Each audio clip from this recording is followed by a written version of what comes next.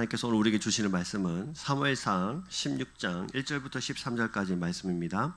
저희가 가진 성경은 구약성경 433페이지에 있습니다.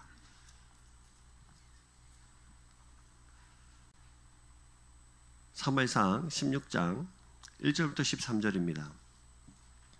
오늘은 우리 다 같이 1절부터 13절까지 한 목소리로 같이 한번 읽어봤으면 좋겠습니다. 같이 읽습니다. 여호와께서 사무엘에게 이르시되 내가 이미 사울을 버려 이스라엘 왕이 되지 못하게 하였거늘 내가 그를 위하여 언제까지 슬퍼하겠느냐. 너는 뿔에 기름을 채워 가지고 가라. 내가 너를 베들레헴 사람 이새에게로 보내리니 이는 내가 그의 아들 중에서 한 왕을 보았느니라 하시는지라. 사무엘이 이르되 내가 어찌 갈 수 있으리이까. 사울이 들으면 나를 죽이리이다 하니 여호와께서 이르시되 너는 암송아지를 끌고 가서 말하기를 내가 여호와께 제사를 드리러 왔다 하고 이새를 제사에 청하라. 내가 내게 행할 일을 가르치리니 내가 내게 알게 하는 자에게 나를 위하여 기름을 부을지니라. 사무엘이 여호와의 말씀대로 행하여 베들레헴의 이름에 성읍 장로들이 떨며 그를 영접하여 이르되 평강을 위하여 오시나이까. 이르되 평강을 위함이라. 내가 여호와께 제사하러 왔으니 스스로 성결하게 하고 와서 나와 함께 제사하자 하고 이새와 그의 아들들을 성결하게 하고 제사에 청하니라. 그들이 오매 사무엘이 엘리압을 보고 마음에 이르기를 여호와의 기름 부으실 자가 과연 주님 앞에 있도다 하였더니 여호와께서 사무엘에게 이르시되 그의 용모와 키를 보지 말라. 내가 이미 그를 버렸노라. 내가 보는 것은 사람과 같지 아니하니 사람은 외모를 보거니와 나 여호와는 중심을 보느니라 하시더라. 이새가 아비나답을 불러 사무엘 앞을 지나가게 하매 사무엘이 이르되 이도 여호와께서 택하지 아니하셨느니라 하니 이새가 산마로 지나게 하매 사무엘이 이르되 이도 여호와께서 택하지 아니하셨느니라 하니라. 이새가 그의 아들 7을 다 사무엘 앞으로 지나가게 하나 사무엘이 이새에게 이르되 여호와께서 이들을 택하지 아니하셨느니라 하고 또 사무엘이 이새에게 이르되 내 아들들이 다 여기 있느냐. 이새가 이르되 아직 막내가 남았는데 그는 양을 지키나이다. 사무엘이 이새에게 이르되 사람을 보내어 그를 데려오라. 그가 여기 오기까지는 우리가 식사 자리에 앉지 아니하겠노라. 이에 사람을 보내어 그를 데려오매 그의 빛이 붉고 눈이 빼어나고 얼굴이 아름답더라. 여호와께서 이르시되 이는 이가 그니 일어나 기름을 부으라 하시는지라. 사무엘이 기름 뿔병을 가져다가 그의 형제 중에서 그에게 부었더니 이날 이후로 다윗이 여호와의 영에 크게 감동되니라. 사무엘이 떠나서 라마로 가니라. 아멘. 옆에 분들 인사하겠습니다. 샬롬. 예, 주님의 사랑으로 사랑합니다. 네, 우리 한 번 더 저를 따라 외치겠습니다. 교회만 다니지 말고 교회가 됩시다. 네, 오늘 또 사무엘상 16장 말씀으로 같이 말씀을 좀 나누었으면 좋겠습니다. 이스라엘 백성들이 왕을 요구하고 첫 번째 왕이 세워지고 그러나 애석하게도 하나님께서는 그 왕을 통해서 살아계신 하나님이 이스라엘의 진짜 왕이다 하는 것을 보여주고 싶으셨으나 사람의 실패로 하나님께서 크게 후회도 하시고 안타까워하시는 장면들을 우리가 살펴보았습니다. 그래서 하나님께서 또 두 번째 왕을 준비하고 계셨죠. 그래서 오늘 1절 말씀을 보시면 여호와께서 사무엘에게 이르시되 내가 이미 사울을 버려 이스라엘 왕이 되지 못하게 하였거늘 내가 그를 위하여 언제까지 슬퍼하겠느냐. 너는 뿔에 기름을 채워 가지고 가라. 내가 너를 베들레헴 사람 이새에게로 보내리니 이는 내가 그의 아들 중에서 한 왕을 보았느니라 하시는지라. 이렇게 하면서 두 번째 왕에 대한 이야기를 하시고 뿔에다가 기름을 채워 가지고 가서 기름을 부어서 왕으로 삼아라 라고 이렇게 말씀을 하십니다. 하나님은 사무엘에게 사울 왕을 이제 폐위하겠다는 뜻이죠. 이스라엘의 두 번째 왕의 기름을 부어서 세울 것이다. 이 사실을 알았던 이 사무엘은 정말 슬펐습니다. 마음이 너무 아팠습니다.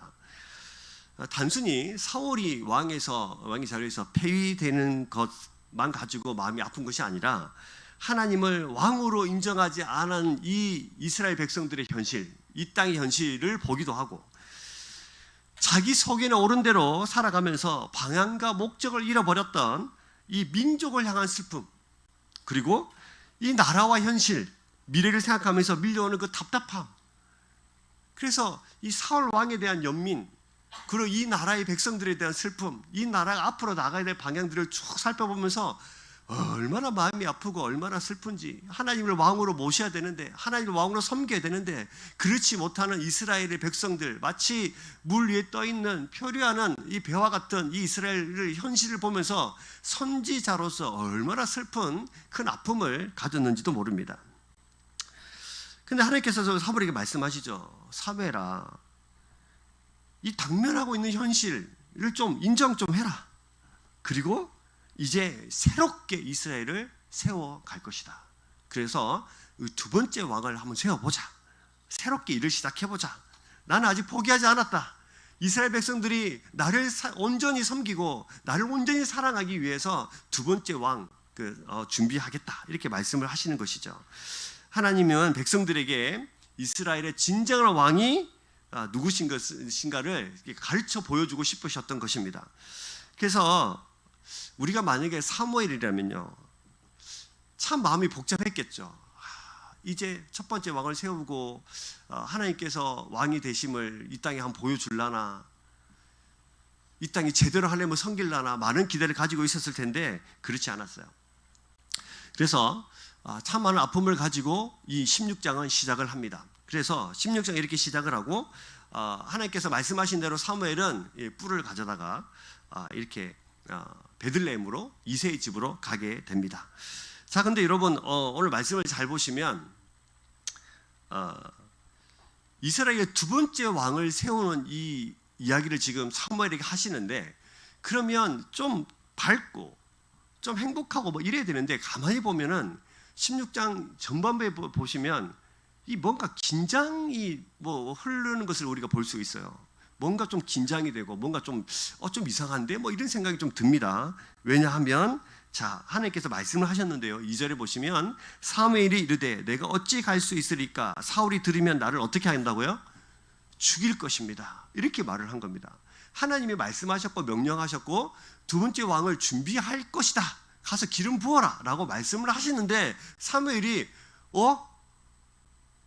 저 못 가겠는데요? 내가 어떻게 갈 수 있습니까? 혹시 내가 두 번째 왕을 세우려고 뿔에 기름을 넣어서 부으러 간 소식을 사무엘이 들으면 그가 나를 반드시 죽일 것입니다 라고 긴장을 하고 있어요. 그러니까 지금 사무엘은 두려워서 떨고 있는 거예요. 하나님 말씀을 들었는데, 선지자가 하나님의 명령을 들었는데 두려워 떨고 있습니다. 잘 보시면 이 전범을 보면 두려워 떨고 있는 사람들이 많이 나타나요. 그러니까 첫 번째가 지금 사무엘이에요. 사무엘이 좀 두려워 떨고 있어요. 왜입니까? 자신을 통해서 다음 왕이 세워진다는 사실을 사울을 알고 있습니다. 왜냐하면 왕은 하나님께서 기름 부으셔야 세워줄 수 있는 직분이거든요. 그럼 선지자를 통해서 기름을 부어야 되는데, 사무엘이 뿔에 기름을 넣어서 간다는 것은 자기 말고 다른 왕이 세워진다는 것을 의미하기 때문에 이 사울 입장에서는 이 사울을 죽일 수 있는 상황이 된 겁니다. 그래서 지금 사무엘은 사울의 분노와 노여움으로 자신이 정치적으로 죽음을 당할 것에 대한 두려움에 지금 떨고 있어요. 근데 하나님께서 이 암소간지 끌고 가서 사울의 의심을 피하고 나한테 제사 드린다고 해라 라고 방법도 가르쳐 주시죠. 그래서 첫 번째는 이 보시면 사무엘이 두려워 떨고 있어요. 새로운 왕이 세워지는 이 상황에서. 두 번째 떨고 있는 사람이 또 있습니다. 자,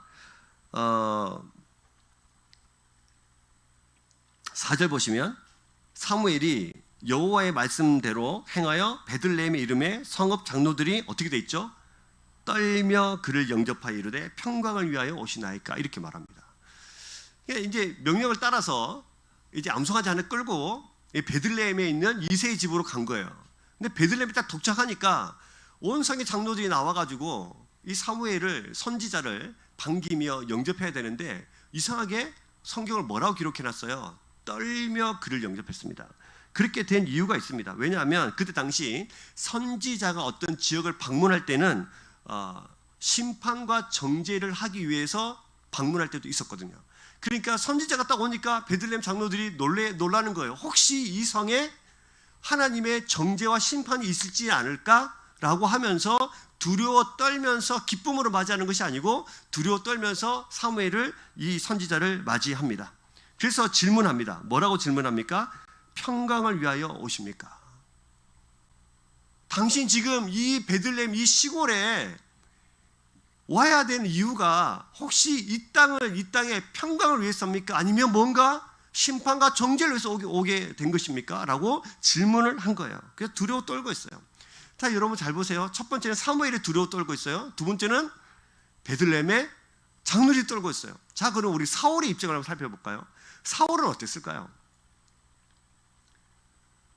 사울은 두 발 쭉 뻗고 으아 편하다 막 이렇게 누워 있었을까요? 아니요. 사무엘을 낱낱이 살펴보고 있었을 거예요. 사무엘의 눈빛을 보니까 뭔가 좀 이상한 것 같은 느낌도 들기도 하고, 또 하나님께서 자기를 혹시 진짜 버리셨나? 뭐 이렇게 생각이 들기도 하면서 사무엘이 자신을 대하는 태도를 보기도 하면서 뭔가 변한 낯빛을 보일 수 있으면서 뭔가 수상한 기운을 알아차린 거예요. 그래서 사울은 왕위를 뺏길까 사무엘도 두려워하고, 그 왕에 있었던 왕위를 뺏겨서 나락으로 떨어질까 봐 백성들도 두려워하고 있는 사울의 모습도 우리가 살펴볼 수 있습니다. 그럼 여러분, 백성들은 어떨까요? 뭔가 지금 선지자랑 이 왕이랑 잘 지내야 되는데 뭔가 좀 이상한 기류가 흐르는 겁니다. 자신을 대신해서 싸우고 적으로부터 승리하기를 원하는 마음으로 왕을 세워달라고 그렇게 간청하면서 첫 번째 왕을 세웠는데, 이제 첫 번째 이 왕이 뭔가 좀 이상한 거예요. 그 첫 번째 왕이 뭔가 그 선지자랑 이게 흐르는 뭔가가 좀 이상하면서 뭔가 모르는 그 긴장감, 그리고 왕이 폐위될 수도 있겠다는 그 생각들, 그리고 정치적으로 나라가 불안하면 백성들이 불안해합니다. 혹시 또 다른 나라로부터 침략을 받을까 봐, 또 전쟁이 일어나지는 않을까라는 불안한 마음이 있는 겁니다. 예를 들면 여러분 이런 거죠. 여러분, 부모님들이 싸우면 누가 웁니까?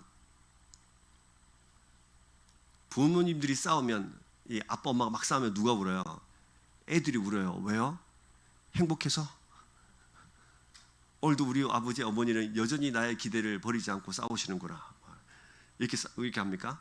불안함 때문에 울거든요. 저도 가만히 생각해 보니까 저희 어머니 아버지가 몇 개 한 번씩 다투시면 그 불안함 때문에 울었던 것 같아요. 근데 지금 백성들이 그러고 있는 거예요. 지금 정치적으로 불안하고, 왕의 자리가 불안하고, 사무엘도 뭔가 이상하고, 이 나라 전체가 뭔가 이상한 기후가 돌면서 이 백성들도 불안해하고 있는 겁니다. 그러니까 여러분, 우리 16장을 잘 살펴보시면 사무엘도 두려워 떨고 있어요. 사울도 두려워 떨고 있어요. 베들레헴의 장로들도 두려워 떨고 있어요. 백성들도 두려워 떨고 있어요. 그래서 16장 보면 온 나라 모든 사람들이 뭐 하고 있어요? 두려워 떨고 있는, 뭔가 안정되지 않는 상태임을 우리에게 가르쳐 줍니다. 근데 그 상황에서 평강을 위하여 오십니까? 라는 질문을 사무엘에게 던지고, 사무엘은 이렇게 대답합니다. 5절 보시면 이르되 뭐를 위하여 왔어요? 평강을 위하여 유함이니라. 내가 지금 이곳에 온 것은 평강 때문이다. 다시 말하면 이 땅에, 이 베들레헴 땅에 평강을 선포하라고 온 것이다. 내가 온 이유가 너희들에게 어떤 정죄하고 심판하고 뭔가 불안하기 위해서이 아니라 다시 너희들을 회복케 하는 뭔가 평강을 주기 위해서 내가 지금 이곳에 온 것이라고 말씀하고 있는 겁니다. 근데 여러분, 중요한 것은 평강을 위하여 왔다는 이 말이 사실일까?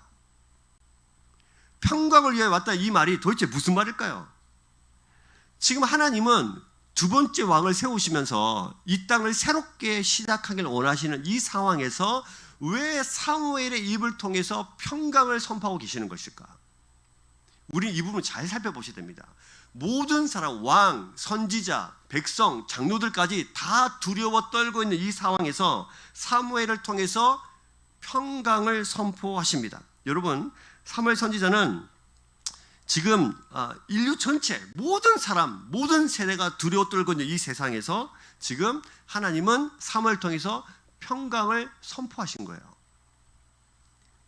왕이라도 선지자라도 백성이라도 어떤 사람도 죄로 가득한 그 인간은 서로에게 평안을 줄 수 없습니다. 지금 사람 때문에 평안할 수 없잖아요. 사람 때문에 두려워하고 있잖아요.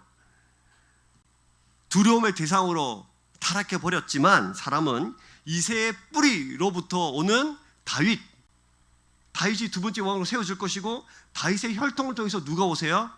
예수 그리스도가 이 땅에 오십니다. 그래서 지금 하나님께서는 사무엘을 통해서 구속작전 관점에서 저 멀리 기획하시고 보시면서 결국은 이 다윗의 혈통을 통해서 예수 그리스도 이 땅에 올 것을 미리 내다보시고 미리 아시면서 지금 사무엘을 통해서 두려워 떨군 이 세상에 뭐를 선포하시냐면 평강을 선포하고 계시는 거예요. 여러분, 결국 예수님께서 이 땅에 두려워 떨고 있는 이 세상에, 불안하고 불편한 이 세상에 평강을 가져다 주실 유일한 분인 줄로 믿으시길 주의 이름 축복합니다. 그래서 지금 선포하는 겁니다. 뭐예요? 평강을 위하여 왔다고요. 어느 누가 이 상황에서 평강을 위하여 왔다는 이 사무엘의 말을 믿을 수 있겠습니까? 그러나 사무엘조차도 평강을 위해서 왔다는 이 말이 무엇인지 잘 몰랐겠으나 하나님은 그의 입에 평강을 선포하시면서 이 땅에 진짜 예수 그리스도 통해서 평강을 주실 거라는 사실을 선언하고 계시는 것입니다. 여러분, 우리가 요즘 코로나라서 이게 악수를 잘 못하고 우리 만나면 우리 주먹질 하잖아요. 이게 주먹을 내면서 주먹질 막 하시는데 사실은 우리가 만나면 뭐 합니까? 악수하잖아요. 악수의 유래를 아시죠? 내가 당신을 죽일 총이나 칼이 나한테 없습니다. 내 손은 당신을 해칠 마음이 없습니다. 라고 깨끗한 손을 보여주면서 아무것도 들지 않는, 무기를 들지 않는 손을 보이면서 서로 악수를 하는 거예요. 여러분, 건배 하잖아요. 건배가 아시죠? 건배의 유래. 이게 서로의 장가잔이 부딪히면서 건배가 되면서 나는 당신에게 독을 타지 않았습니다. 당신을 채칠 마음이 없습니다라고 하면서 이게 건배가 유래가 됐다고 하죠. 사람들이 사람을 만나면서 늘 불안해하는 겁니다. 늘 두려워하는 거예요. 막 그럽니다. 여러분, 우리가 잘 들어보면 최고의 권력자들 참 좋겠다라고 하지만 늘 그 베개 밑에 총이 들어있다는 소식을 우리가 듣습니다. 언제든지 자기를 해할 수 있는 사람들이 세상에 너무 많아서 두 발 뻗고 편하게 잠을 잘 수 없다고 말하는 사람들도 있습니다. 여러분, 그렇습니다. 의리의리한 집에 산다고 해서 두려움이 없어질까? 돈이 많다고 해서 두려움이 없어질까? 아니요, 여러분. 오늘 성경 우리에게 선포합니다. 왕의 자리, 모든 것을 가졌던 왕의 자리, 선지자, 그 지역의 최고의 지도자들이었던 베들레헴의 장로들, 그리고 왕 하나만 세워놓으면 우리가 편안하게 두 발 뻗고 잘 살 수 있을 것 같다고 생각했던 백성들마저도 모두 이 세상을 살아가면서 두려움과 떨면서 불안함으로 세상을 살아가요. 그러나 그들의 모든 상황을 뒤집어 엎고 이 땅의 모든 사람들에게 평강을 줄 수 있는 분은 우리 예수 그리스도밖에 없는 줄로 믿으시길 주의 이름으로 축복합니다. 지금 하나님은 그래서 그들의 인생을 구원하시고자 지금 평강을 선언하면서 예수 그리스도에게 나시기까지 그의 혈통을 보호하시고 또 하나님이 이 억울하고 악하고 힘든 세상에서 평강을 선포하고 계시는 것입니다. 그래서 데살로니가후서 3장 16절에는 우리에게 이렇게 말합니다. 말씀 한번 띄워주시고요. 같이 한번 읽겠습니다. 데살로니가후서 3장 16절입니다. 같이 읽습니다. 시작. 평강의 주께서 친히 때마다 일마다 너에게 평강을 주시고 주께서 너희 모든 사람과 함께 하시기를 원하노라. 아멘. 평강의 주님께서, 옆에 분들 봐보세요. 이 사람에게 평강을 주실 수 있는 분은 누구밖에 없습니까? 예수 그리스도밖에 없습니다. 사람은 잠시 잠깐 위로할 수 있습니다. 그러나 잠시입니다. 그러나 하나님은 우리의 모든 위로뿐만 아니라 하나님과 맡긴 당까지 하시면서 하나님께 나아갈 수 있는 길을 여시면서 우리의 모든 유일한 평강의 근원이 되시고 하나님과 원수된 우리가 하나님의 자녀의 삶을 살아갈 수 있도록 하나님과 우리 사이를 연결하신 분이 예수 그리스도이십니다. 이 두려운 이 세상에서 두 발 쭉 뻗고 하나님께 모든 것을 내어드릴 때에 하나님은 친히 우리의 평강이 되어주셔서 우리에게 평강을 선언하시고 평강의 길로 우리를 인도하실 것입니다. 그 놀라운 믿음의 고백이 날마다 우리 삶 가운데 있어지기를 주의 이름으로 축복합니다. 지금 이거 알아라고 우리에게 말씀하신 거예요. 우리 주님은 우리에게 평강을 위하여 오셨다는 사실을 믿으시길 주의 이름으로 축복합니다. 자, 여러분, 평강의 사도가 되세요. 평강의 씨앗이 되세요. 평강을 위해서 사십시오. 예수 그리스도가 나를 통해서 평강이 펼쳐질 수 있도록 평강의 씨앗이 되십시오. 옆에 분들 한번 봐보세요. 그리고 저를 따라해 보세요. 평강의 씨앗이 되십시오. 당신을 통해서 예수님이 보여지게 하십시오. 할렐루야. 네, 그렇게 평강의 사도가 되십시오. 평강의 씨앗이 되시기를 주의 이름 축복합니다. 자, 이렇게 기름에 뿔 들고 암소 한 마리 끌고 베들레헴의 이새의 집으로 갔습니다. 평강을 왜 오십니까? 평강을 위해서 왔어. 이러부터 왔어요. 그리고 하나님께서 말씀하신 대로, 야, 너 그곳에 가면 내가 왕 하나를 준비해 놨는데 이새의 집에서 내가 가르쳐 줄 거야. 가르쳐 줄 테니까 가서 이새의 집에 가봐. 그래서 이제 사무엘이 이새의 집으로 갔습니다. 그리고 그 집을 전체를 초청을 합니다. 그래서 이새는 자기 아들을 다 데리고 와요. 그리고 하나씩 사무엘 앞을 지나가게 합니다. 그것이 6절부터죠. 그들이 오매 사무엘이 엘리압을 보고 마음에 이르기를 여호와의 기름 부실 자가 과연 주님 앞에 있도다 하였더니, 첫 번째 아들 엘리압이 팍 지나가니까 사무엘이 눈이 휘둥그레졌습니다. 왜요? 우와, 바로 저 사람이 왕이 될 제목이다. 근데 3절을 보시면 이새를 제사에 청하라. 내가 내게 행할 일을 가르치리니 내가 내게 알게 하는 자에게 나를 위하여 기름 부을지니라 라고 하나님이 말씀하셨어요. 그러니까 하나님이 뭐라고 말씀하신 겁니까? 사무엘에게 이새의 집에 가서 제사에 이 사람들 청해라. 그러면 내가 누가 왕이 될지 가르쳐 주겠다 이렇게 말씀했어요. 맞습니까? 맞죠?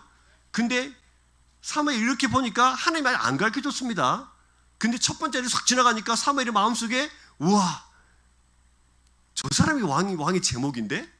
라고 스스로 생각한 거예요. 스스로 생각했나요? 하나님이 가르쳐 주셨나요? 스스로 생각한 거예요. 사무엘은 엘리압을 보면서 마음에 와, 저 사람이 바로 여호와께서 기름 부으실 자 두 번째 왕이 될 사람이라는 것을 깨닫게 된 거예요. 생각하게 된 거죠. 근데 하나님께서 뭐라고 말씀하시냐면 7절 보시면 여호와께서 사무엘에게 이르시되 그의 용모와 키를 보지 말라. 내가 이미 그를 버렸노라. 내가 보는 것은 사람과 같지 아니하니 사람은 외모를 보거니와 나 여호와는 중심을 보느니라 하시니라. 이 유명한 말씀을 하십니다. 여러분, 근데 엘리압이 뭐 잘못한 게 있나요? 잘못한 게 하나도 없잖아요. 그냥 어느 날 뭐 이렇게 있는데 아버지가 아들들 다 불러가지고, 야, 사무엘 선지자가 왔는데 이 제사 드리는데 우리를 초청했다. 빨리 가자. 이러고 왔는데 아버지가 사무엘 앞을 한번 지나가 봐라 이렇게 지나갔는데 사무엘이 우와 이랬는데 하나님이 사무엘에게 내가 그를 버렸다 이렇게 말한 거예요. 엘리압이 한 게 아무것도 없는데. 자, 여기서 질문, 왜 그럴까요? 왜 그럴까? 뭘 버렸다는 뜻입니까? 엘리압이 잘못해서가 아니라 그의 외모와 키에 집중하는 그 시선을 버렸다는 뜻이에요. 여러분, 사실 타락한 인간은 늘 크기와 화려함의 유혹을 받으면서 세상을 지금까지 살아왔어요. 특히나 한국 사람들 더. 왜요? 크기와 화려함의 유혹 속에 이 세상이 살아가는데 한국 사람들은 거기다 플러스 체면 문화가 있거든요. 그래서 더 크고 화려한 것을 늘 추구하며 삽니다. 체면이 있지. 야, 우리 체면이 있지. 우리 뭐 다른 말 우리 뭐 가오가 있지. 뭐 이렇게 하면서 크고 화려하면 전부 다 정답인 세상을 우리가 살아가고 있어요. 크면 다 맞아. 화려하면 다 맞아. 집은 뭐 최소 뭐 이 정도는 돼야 돼. 차도 뭐 이 정도는 돼야 인정받아. 뭐 옷은 뭐 이 정도 메이커는 뭐 있어야 잘 산다고 인정받을 텐데. 뭐 남편한테 이 정도 선물은 받고 살아야지. 자녀한테 뭐 이 정도는 뭐 자녀들이 나한테 해줘야지. 뭐 부인은 나한테 뭐 이 정도는 해줘야지. 그래야 내가 잘 사는 거지. 라는 이 체면 문화 플러스 크고 화려함의 문화 속에 우리가 살아갑니다. 인류 역사가 그래요. 지금 사무엘조차 크고 화려한 외모와 그 용모와 키에 반해서 하나님이 아직 말씀하시고 가르쳐 주시도 않으셨는데 스스로 혼자 엘리압이 왕위의 제목이라고 생각하는 데 문제가 있는 거예요. 사랑하는 여러분, 크고 화려함의 유혹에서 벗어날 수 있기를 주의 이름 축복합니다. 여러분, 크고 화려해질 수만 있다면 행복하겠다는 생각을 버리십시오. 크고 화려할 수만 있다면 내가 잘 산다는 그 기준에서 떠나십시오. 사무엘도 잠시 엘리압의 그 화려함에 눈이 멀었어요. 크고 화려함의 그 기준에서 벗어나시기를 주의 이름 축복합니다. 그럼 여러분, 작은 것은 다 맞을까요? 크고 화려한 것이 틀리면 작은 것은 다 맞습니까? 크기가 중요한 게 아니라는 뜻이에요. 본질이 중요합니다. 본질이. 무엇을 가졌느냐. 크든 작든 무엇을 가졌느냐. 믿음도 마찬가지입니다. 본질이 중요합니다. 교회를 오래 다닌 기간의 그 크기, 직분의 화려함이 중요한 것이 아니고 내가 어떤 성도이냐가 중요한 것입니다. 목사가 중요한 게 아니고, 장로가 중요한 게 아니고, 안수집사 권사가 중요한 게 아니고, 집사가 중요한 게 아니고, 교사가 중요한 게 아니고, 차인팀이 중요한 게 아니고, 내가 어떤 사람으로 이 직분을 섬기고 있느냐가 중요한 것이죠. 사랑하는 여러분, 인류의 열망인 목적, 그 크기, 화려함, 이것이 교회 안에 들어와서 우리조차도 그것을 추구하며 세상을 살아가고 있다면 여러분, 우리는 하나님 중심을 다시 받게 되는 줄로 믿습니다. 오늘 우리 한경 집사님 기도하신 것처럼 하나님 중심, 교회 중심, 성경 중심으로 바뀌셔야 돼요. 그래서 우리조차도 화려함과 크기와 그 기간과 그 큰 것을 추구하는 것이 아니라, 우리가 만약 작다고 하더라도 우리 속에 있는 그 믿음의 본질의 삶을 살아가셔야 돼요. 하나님 중심의 삶을 살아가셔야 돼요. 그것이 하나님께서 우리에게 요구하시는 것입니다. 그럼 여러분, 이런 측면에서 큰 교회는 다 틀릴까요? 그러면 작은 교회는 다 틀릴까요? 다 맞을까요? 어떻습니까? 교회가 크기가 중요한 게 아니고 교회가 어떤 교회냐가 중요한 거예요. 하나님이 살아계시는 교회, 철저히 크기와 화려함과 그 모든 그 세상의 가치로부터 벗어나서 하나님 중심으로 세상을 살아갈 수 있는 교회,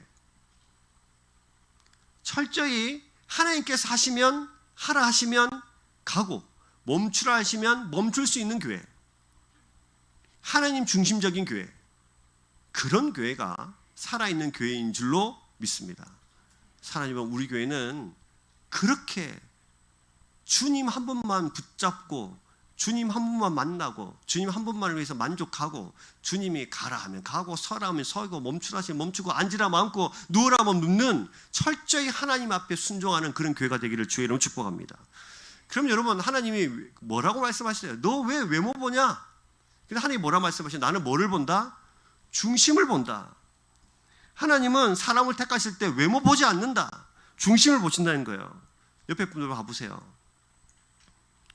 중심이 보이세요? 외모가 보이세요? 둘 다가 보이십니까? 대단하십니다.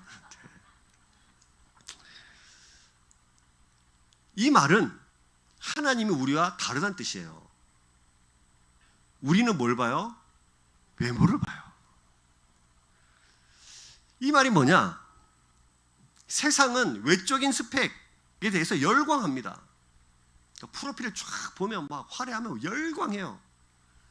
이 사람이 어떤 사람이냐를 별 따지지 않아요. 이 사람이 어떤 프로필을 가지고 스펙을 가지고 지금까지 살아왔느냐가 중요한 거예요. 그리고 수없이 많은 사람들이 그 스펙을 열광하고 나도 그 스펙을 가지기를 소망하면서 세상을 살아갑니다. 마치 그 스펙을 가지지 못하면 실패한 사람인 것처럼 살아가요. 우리도 그렇게 판단해요. 이런 스펙을 가졌으면 너는 분명히 잘못 살았을 거야. 너는 실패한 인생일 거야. 근데 하나님은 우리에게 그렇게 말씀하시지 않아요. 외모란 그 사람의 신분과 출신 같은 거죠. 그가 인생을 살아가면서 쌓아놓은 업적들, 소위 스펙 같은 것들이에요. 근데 하나님이 거기에 관심이 없다고 말하는 겁니다. 저 사람 이 정도면 성공했어 라는 그 기준이 하나님께는 없다는 뜻이에요. 그럼 하나님 뭘 보시느냐? 중심을 보시는데, 하나님은 그의 마음, 그 중심에 관심이 있으세요.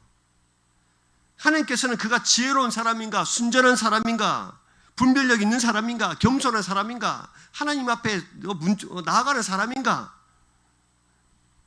속이는 사람인가? 이게 중요한 겁니다. 하나님은 내면 깊은 곳을 보십니다. 심지어 나도 나를 잘 모를 때가 있는데 하나님은 그것까지도 아시는 분이세요. 근데 우리는 사람을 보면서 겉모습을 보면서 판단하잖아요. 저는 인정하지 못하겠습니다 라는 사람이 있을 수도 있으나 우리는 처음 만났을 때 사람을 딱 보면서 선입견을 가집니다. 그게 사람입니다. 그러나 하나님은 그렇게 하지 않으십니다. 하나님은 우리의 옷을 보시거나 집의 크기를 보시거나 차의 크기를 보시거나 통장의 잔고를 체크하시거나 그러지 않으세요. 어느 학교 나오느냐 별로 중요하지 않아요. 어떤 직업을 가지고 있느냐 별로 중요하지 않아요. 왜요? 하나님 우리의 창조주시기 때문이에요. 이 말은 창조주시라는 뜻이 무슨 뜻이냐면 우리가 아무것도 가진 거 없을 때 만들어질 때부터 하나님 우리를 아신 겁니다. 이게 굉장히 중요한 이야기예요. 왜냐하면 하나님 우리 전부를 알고 계신다는 뜻이에요. 하나님은 우리 모두를 알고 계세요. 하나님은 우리의 동기도 알고 계세요. 우리의 그 마음속 깊은 것도 알고 계세요. 그리고 하나님은 내가 마음속에 꽁꽁꽁꽁 10겹, 100겹, 1000겹, 10,000겹을 쌓아서 숨겨놓았던 그것도 알고 계세요. 하나님 앞에 숨길 수 있는 것이 단 하나도 없습니다. 근데 이렇게 말하면 와 하나님 너무 무섭다. 내가 이렇게 꽁꽁 숨겨놨던 절대 들키고 싶지 않았던 이것까지도 하나님 아신다고? 하나님 너무 두려운 분 아니야? 지금 하나님이 너무 두려운 하나님이다. 까불지 마. 이거 말씀하고 싶은 것이 아닙니다. 그러면 하나님을 중심을 보신다고 하실 때 이것이 우리에게 어떤 유익이 있느냐? 굉장히 중요하겠죠. 하나님이 우리를 중심을 보신다 하실 때 도대체 이것이 어떤 의미가 있을까? 세 가지만 살펴보고 싶습니다. 첫 번째는요. 하나님 앞에서까지 가면을 쓸 필요가 없어요. 왜? 우리 중심을 아시니까. 사람은 가면 잘 씁니다. 겉과 속이 다르다는 뜻이잖아요. 하나님께서 중심을 보신다는 말은 내가 어떤 가면을 쓰고 나를 숨긴다 하더라도 하나님 앞에서 하나님은 속지 않으신다는 뜻이잖아요. 그분 앞에서 거짓된 모습으로 살 필요가 전혀 없다는 뜻입니다. 그러니까 그분 앞에는 그냥 가식을 빼고 있는 그대로 우리 있는 모습 그대로 나아가게 하면 된다는 뜻이에요. 우리 잘 보세요. 죄 많고 외롭고 슬프고 아프고 괴롭고 힘들고 그 모든 모습을 내가 하는 저는 행복하거든요. 저는 아무 문제 없거든요. 저는 외롭지도 않고요. 저는 진짜 괜찮아요. 꽁꽁꽁꽁 싸매고 숨겨도 하나님 앞에 갔을 때는 그 모든 것이 걷어내어지고 내 본질을 보신다는 뜻이에요. 그러면 그분 앞에서 우리의 모습을 숨길 수 있을까요? 없죠. 그래서 있는 모습 그대로 나가시면 되는 거예요. 이 중심을 보신다는 이 말이 우리에게는 위로입니다. 숨김없이 그냥 나가시면 되는 거예요. 어떻게 치장할까 고민하지 않으셔도 되는 겁니다. 있는 모습 그대로, 아픔은 아픈 모습 그대로, 슬픔은 슬픈 모습 그대로, 그냥 그 모습 그대로 하나님께 나아가기만 하면 그 모습 다 걷어내시고 우리를 회복케 하신다는 뜻입니다. 그래서 하나님 중심 보신다는 이 말씀이 우리에게는 정말 큰 은혜이자 위로예요. 두 번째, 하나님께서 우리의 중심을 보신다는 뜻이 뭐냐? 하나님을 더욱 인식하며 살 수 있도록 해줍니다. 자, 잠언 16장 2절 말씀에는 이런 말씀이 있어요. 한번 띄워주시고요. 같이 한번 볼까요? 잠언 16장 2절이에요. 시작. 사람의 행위가 자기 보기에는 모두 깨끗하여도 여호와는 심령을 감찰하시느니라. 사람의 행위가 자기 보기에는 뭐하다고요? 모두 깨끗해도 여호와는 심령을 감찰하시느니라. 이 잠언은 지금 말씀이 기가 막힙니다. 여러분, 우리가 싸움할 때 네가 잘못한 게 많아요? 내가 잘못한 게 많아요? 그렇죠. 네가 잘못한 게 많죠. 그러면 항상 싸움할 때 이렇게 말하잖아요. 니는 이렇게 얘기해줘. 그럼 자기 눈에는 누구께 보여요? 그죠? 상대방께 보이는 거예요. 그러니까 사실은 나는 아무 문제가 없다고 우리 스스로 생각해요. 나는 잘한 것밖에 없어요. 근데 누가 늘 잘못한 거예요? 그죠? 네가 늘 잘못하는 거죠. 당신이 늘 잘못하는 거예요. 이게 우리 죄인의 속성이에요. 깨끗한 사람이 사실 하나님 앞에 없습니다. 그런데 우리는 스스로 척하고 깨끗한 줄 알고 살아가요. 그런데 하나님은 여호와는 심령을 감찰하시느니라. 그 깊은 곳까지 보시는 분이시라는 뜻입니다. 그러니 우리를 숨길 수 없다면 우리는 항상 하나님 앞에서 내 중심을 보시는 분이시지, 그리고 하나님께서 우리를 중심을 보신다는 뜻은 한 번만 딱 보고 말게 이 뜻이 아니잖아요. 한 번 통과하면 그만이 아니라 항상 우리를 심령을 보십니다. 그러니까 우리는 하나님을 속일 수 없는 분이구나. 그러면 내가 하나님을 더 인식하면서 세상을 살아갈 수 있는 방법이에요. 그런데 이것을 기억하셔야 돼요. 하나님을 더 인식하면서 살아갈 수 있는 것, 그것이 하나님께서 중심을 보신다는 뜻입니다. 그래서 항상 우리를 보시니까 숨길 수 없으니까 그냥 하나님 앞에서 늘 일상의 삶들을 그렇게 하나님 앞에 살아가는 것 같이 살아가는 거예요. 그래서 하나님을 늘 인식하며 살아갈 수 있도록 해줍니다. 세 번째는요, 하나님의 그 사랑을 확인할 수 있습니다. 왜냐하면 여러분 저한테 관심 있으세요? 관심 있으십니까? 저한테 관심 있으신 분은 넥타이 색깔이 바뀌었는지 머리카락이 어떻게 됐는지를 아시죠? 모르십니까? 네, 저희 교회에서 제 머리카락이 어떻게 됐는지 넥타이가 삐뚤어졌는지 제일 관심 가지시는 분이 누구실까요? 네, 여러분이십니다. 관심이 없으면 집중하지 않습니다.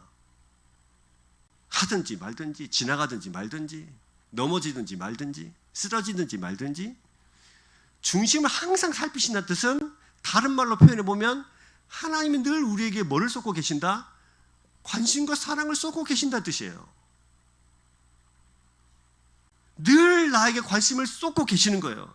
그래서 우리가 외적인 것에 신경 써요. 본질, 믿음의 본질 말고 외적인 것에 신경 써서 살아갈 때 그거 아니야. 늘 우리에게 관심을 가지시면서 우리에게 사랑을 쏟아가시면서 우리를 쓰러질 때만 다시 세워보시는 분이라는 뜻입니다. 내가 너한테 계속해서 집중하고 있다는 뜻이에요. 내 눈에서 너는 한치도 벗어날 수 없다는 뜻이에요. 내가 잠시로 너로부터 다른 것에 눈을 돌리지 않겠다는 뜻이에요. 절대로 너를 포기하지 않겠다는 뜻이에요. 잠시 한눈 팔지도 않겠다는 뜻이에요. 눈동자처럼 머리털 세는 것처럼 그렇게 세밀하게 너의 인생을 계속해서 내가 관심 가지고 있고 너의 중심에 관심을 가지고 있고 네가 정말 하나님을 사랑하는 주의 백성 될 수 있도록 계속해서 관심을 가지고 있다는 뜻이에요. 그러니 여러분, 하나님께 중심을 보신다는 말이 우리를 저 구석에 몰아놓고 나 너 중심까지 다 본다, 까불지 마라, 이런 뜻이 아니란 뜻이에요. 우리를 얼마나 사랑하고 계시는지, 우리의 삶 가운데 얼마나 하나님을 인식하며 살아갈 수 있도록 하는 것인지를 우리에게 늘 관심을 가지고 계시는 하나님이란 뜻입니다. 심지어는 여러분, 우리가 로마서 5장 6절에서 8절 말씀을 보시면 이런 말씀도 있잖아요. 네, 로마서 5장 6절에서 8절 이런 말씀이 있습니다. 우리가 아직 연약할 때, 같이 읽을까요? 시작. 우리가 아직 연약할 때에 기약대로 그리스도께서 경건하지 않는 자를 위하여 죽으셨도다. 의인을 위하여 죽는 자가 쉽지 않고 선인을 위하여 용감히 죽는 자가 혹 있거니와 우리가 아직 죄인 되었을 때에 그리스도께서 우리를 위하여 죽으심으로 하나님께서 우리에 대한 자기 사랑을 확증하셨느니라. 심지어는 어떻게 해요? 우리가 죄인 되었을 때라도 포기하지 않고 우리의 중심에 관심을 가지고 계신다는 뜻입니다. 이 말은 그 어떤 성공의 결과로 내가 너를 판단하지 않겠다는 뜻입니다. 가장 비참한 상황에 있을 때, 그 죄인 되었을 그때라도 실패와 낭만 가운데 있다 하더라도 여전히 나는 너를 사랑하겠다는 뜻이에요. 그래서 하나님께서 우리 중심을 보신다는 이 말은 우리에게는 얼마나 큰 위로고 얼마나 큰 격려고 얼마나 큰 힘인지 모릅니다. 이 사실을 저와 여러분들이 날마다 고백하는 주의 백성 되기를 주의 이름으로 축복합니다. 그래서 여러분, 이 말씀을 해주시는 거예요. 사울의 중심은 변했습니다. 그렇다면 이 하나님께서 외모 말고 중심을 보시면서 세우려고 했던 사람이 누구예요? 지금 그 얘기를 그 다음 절부터 하고 있습니다. 하나님께 중심을 보시는데, 그럼 어떻게 해서 다음 왕을 기름을 붓는지를 성경은 쭉 설명하고 있는데 그것을 우리가 또 보셔야 되겠죠. 자, 11절 말씀을 보세요. 또 사무엘이 이새에게 이르되 내 아들들이 다 여기 있느냐? 이새가 이르되 아직 막내가 남았는데 그런 약을 지키나이다. 사무엘이 이새에게 이르되 사람을 보내어 그를 데려오라. 그가 여기 오기까지는 우리가 식사 자리에 앉지 아니하겠노라. 7명이 팍 지나갔습니다. 7명 다 지나갔어요. 그러니까 보는데 하나님이 아직 이제 안 가르쳐 주시는 거예요. 그러니까 사무엘이 이상한데? 라고 하면서 이새한테 묻습니다. 여기 있는 아들이 다냐? 한 아이가 안 왔습니다. 누가 안 왔어요? 누가 안 왔습니까? 예, 막내 아들. 아직 다윗이라는 이름이 등장하지 않았잖아요. 그렇죠? 막내 아들이 있는데 그 아들 어딨냐? 양 치고 있는데요. 양 지키고 있는데요. 이렇게 말한 겁니다. 자, 그럼 여기서 잘 생각을 해보세요. 한번 해봅시다. 왜 이새는 아들들을 다 데리고 오라고 했는데 막내 아들을 남겨놓고 나머지 아들 7명만 데리고 왔을까요? 총 8명 중에. 여러분 집에서 제일 귀한 아들이 누굽니까? 첫째입니까? 막내입니까? 첫째십니까? 네. 우리 백장로님은 첫째도 아들이고 둘째도 첫째 딸이라서 다 귀하잖아요. 사실은 전부 다 귀한 아들이에요. 그렇죠? 귀하지 않은 아들이 없단 말이죠. 근데 이 귀한 아들 중에 하필이면 막내 아들을 제껴놓고 이 제사의 청함을 받았는데 7명만 데려오고 막내 아들은 양 지키라고 한 겁니다. 이게 무슨 말이냐면 있어도 그만 없어도 그만인 존재라는 뜻이에요. 이 막내 아들은 그런 존재였어요. 제사의 초청을 받았는데 이 아이가 내 아들입니다 라고 별로 소개하고 싶지도 않은, 소개 안 해도 괜찮은, 그냥 여전히 다 초청받아서 막 삐까뻔쩍이 옷 갈아입고 막 목욕하고 뭐 목욕 재개하고 하는데 너는 이곳에서 여전히 냄새나는 곳에서 양치고 있으라고 말하고 있는 그런 별 이 집안에서 위치가 별 의미 없는 아들이 막내 아들이에요. 그런데 여러분 중요한 것은 하나님은 뭘 보신다고요? 하나님 중심을 보신다 이 말이, 이 말씀 때문에 다음에 이야기들이 등장합니다. 이 지금 베들레헴이잖아요. 시골이잖아요. 그리고 그 집안에서도 인정받지 못하는 있으나 마나한 존재인 막내 아들이 냄새나는 곳에 양을 치고 있는 이 상황 속에서 하나님의 시선은 누구한테 있습니까? 막내 아들에게 있습니다.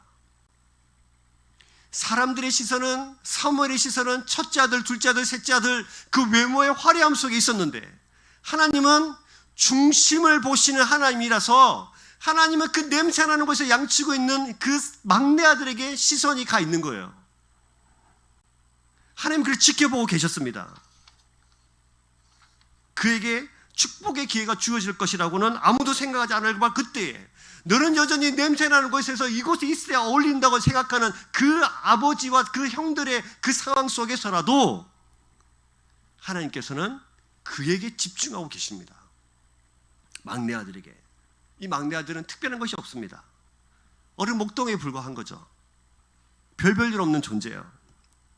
그런데 그런 사람을 하나님께서 왕으로 삼으신 거예요. 이것을 보면서 우리는 하나님께서 중심을 보신다 이 말이 얼마나 우리에게 큰 은혜가 되는지를 기억하셔야 됩니다.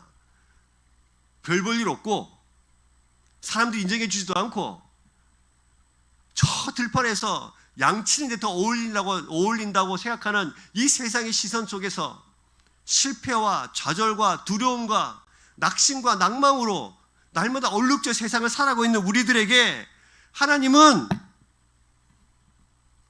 내가 너를 사랑한다고 말씀하시고 나가 너에게 집중하고 있다고 말씀하고 계시는 거예요.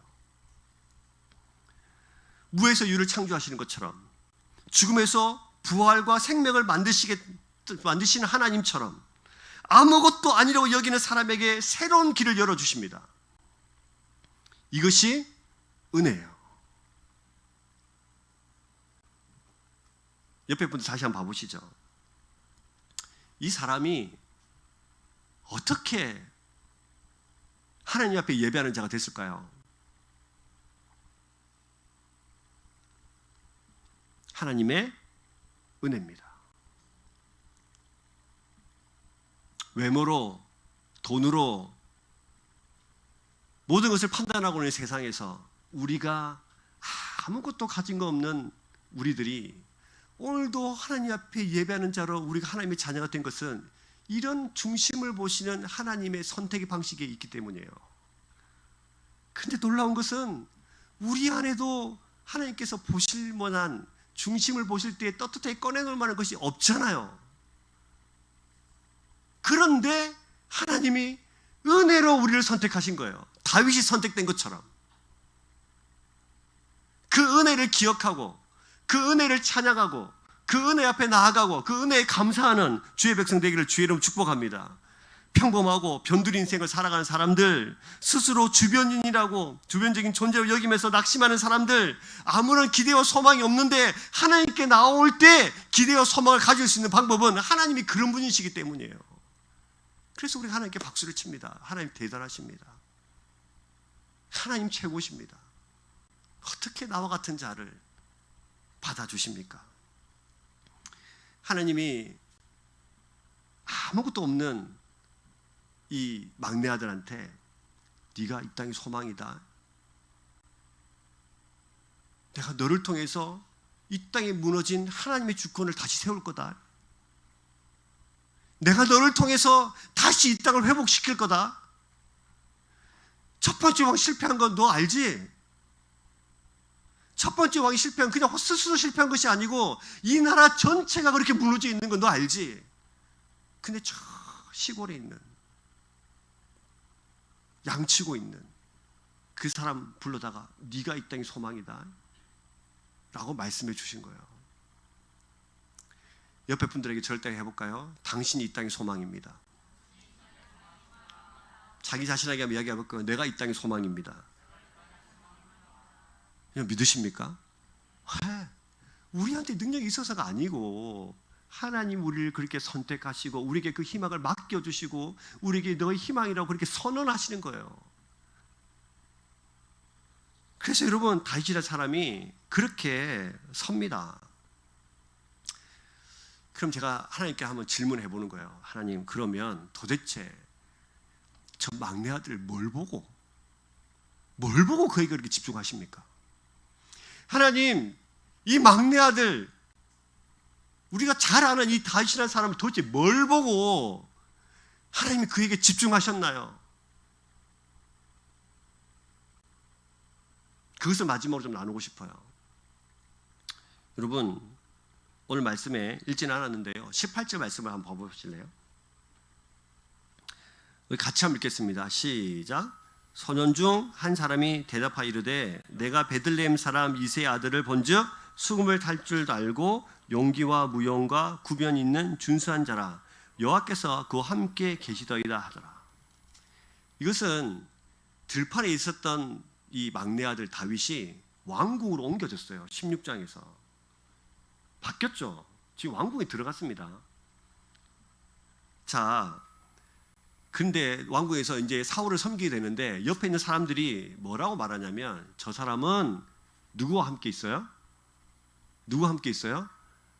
여호와 하나님과 함께 있는 사람인 것 같습니다. 자, 다윗이 하나님 앞에 그 중심을 보면서 선택된 이유는 그가 늘 누구와 함께하는 하나님과 함께하는 삶이었기 때문이에요. 이 하나님과 함께한 것을 좀 구체적으로 우리 일상의 삶으로 좀 이야기를 해보면 이렇게 이야기할 수 있습니다. 다음에 살펴보겠지만 사무엘상 17장 34절 35절을 보시면 이런 말씀이 있습니다. 아시겠지만 제가 말씀 한번 띄워주시고요. 네, 사무엘상 17장 34, 35절 없으면 읽습니다. 네, 한 장 넘기셔서 같이 읽을게요. 사무엘상 17장 34, 35절입니다. 시작. 다윗이 사울에게 말하되 주의 종이 아버지의 양을 지킬 때에 사자나 곰이 와서 양떼를 새끼를 물어가면 내가 따라가서 그것을 치고 그 입에서 새끼를 건져내고 그것이 얼마나 나를 해하고자 하면 내가 그 수염을 잡고 그것을 쳐주겠나이다. 자, 이 막내 아들이 양을 칠 때 어떻게 양을 쳤는가를 지금 설명을 하고 있죠. 그래서 보시면 곰이 와서 양새끼를 물어가면 내가 따라가서 그 치고 그 입을 위해서 건져서 가지고 왔다고 말합니다. 이 양은 누구 양일까요? 이 양은 누구 양입니까? 제 겁니까? 이 왕은 아버지 거예요. 이 막내 아들 아버지 거. 그 대신 양을 치는 거예요. 그래서 사실은 이것이 내 양이 될지 안 될지 모르잖아요. 위에 형들이 7명이나 있는데 똑같이 갈려줘도 그죠? 몇 마리 안 될 텐데 열심히 지키지 않아도 됩니다. 그런데 온 힘을 다해서 지키고 한 마리 뺏어가면 가서 그 입을 찢어서라도 가지고 와서 채우는 거예요. 하나님과 함께하는 사람은 자기의 일상을 최선을 다해서 주님과 함께 살아가는 사람입니다. 하나님께 지금 그걸 보신 거예요. 그가 늘 그 삶 가운데 있을 때에 하나님과 함께 하나님을 섬기고 하나님과 동행하면서 자기의 일상 한순간 한순간을 최선을 다해서 주님과 함께 살아가는 바로 그것. 그래서 하나님께서 그를 뭐라고 말씀하시냐면 내 마음에 합한 자라고 말씀하신 거예요. 자기 일상의 삶을 마음대로 막 무질서하게 게으르게 그냥 그렇게 살다가 어쩌다가 하나님께 쓰임받는 게 아닙니다. 힘을 다해서 주님과 함께 내 모든 일상을 최선을 다해서 하나님께 드릴 만한 예배적인 삶을 살아갈 때에 하나님께서 이 사람이라면 이 이스라엘 땅을 다시 새롭게 만드는 새 희망이 될 수 있겠다고 생각하신 거예요. 그럼 여러분 이 땅의 소망이라고 하나님께서 말씀하시는데 우리의 작은 일상 순간순간에 하나님과 함께 동행하면서 우리가 최선을 다해서 하나님과 함께 우리 일상을 살아내는 주의 백성 되기를 주의 이름으로 축복합니다. 하나님 그걸 보시고 싶어 하시는 거예요. 매 순간순간마다 기도하면서 그렇게 살아가십시오. 어떤 사람이 이렇게 말합니다. 하나님 지금은 제가 직분자가 아니어가지고 직분 주시면 제가 그때 내가 본때를 보여서 내가 열심히 하겠습니다. 지금 내가 회사원이어가지고 돈이 없는데 내가 사장이 되면 내가 진짜 삐까 번쩍하게 하나님 제대로 한번 섬겨보겠습니다. 지금 내가 돈이 없어가지고 이렇게 하는데 내가 돈 조금만 더 있으면 물질 조금 더 복 주시면 내가 진짜 하나님 멋지게 한번 섬겨보겠습니다. 주님 아시죠? 제가 지금 대학을 가야 돼서 공부 열심히 해야 되는데 지금 제가 공부해야 되니까 대학 가서 하나님 열심히 섬기겠습니다. 그 마음 그때는 진심일까요? 가짜일까요? 그때는 진심이죠.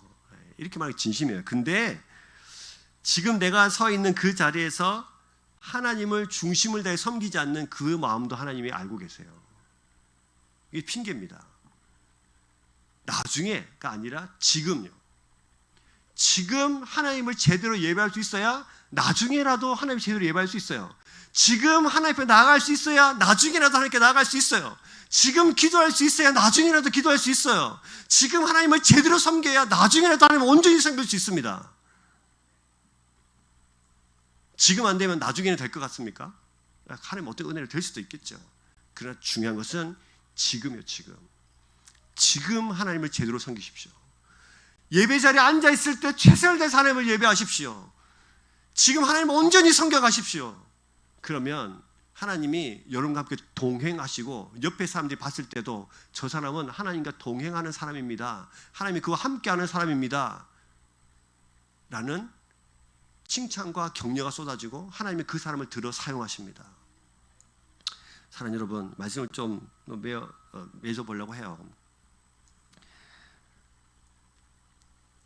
그 사람을 향해서 아무도 거들떠보지 않는 그 사람을 향해서 하나님께서 말씀하십니다. 이가 그니 일어나 기름을 부으라 하시는지라. 12절 말씀이죠. 바로 이 사람이다. 바로 이 사람이다. 내가 다음 세대와 함께해서 그를 일으켜 세워서 이스라엘을 회복시켜갈 그 씨앗으로 삼아 사용할 사람이 바로 이 사람이다. 사랑하는 여러분, 저와 여러분들이 우리가 이제 저 문을 열고 세상으로 나가실 텐데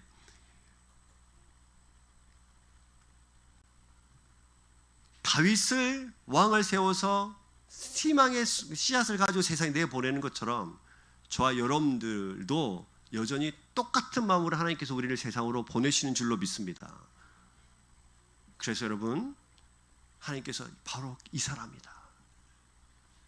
그런 삶을 우리가 살다가 다음 주에도 우리가 믿음으로 만나서 다시 하나님 예배하고 그랬으면 좋겠습니다. 그런 우리 모두가 되기를 주의 이름으로 축복합니다.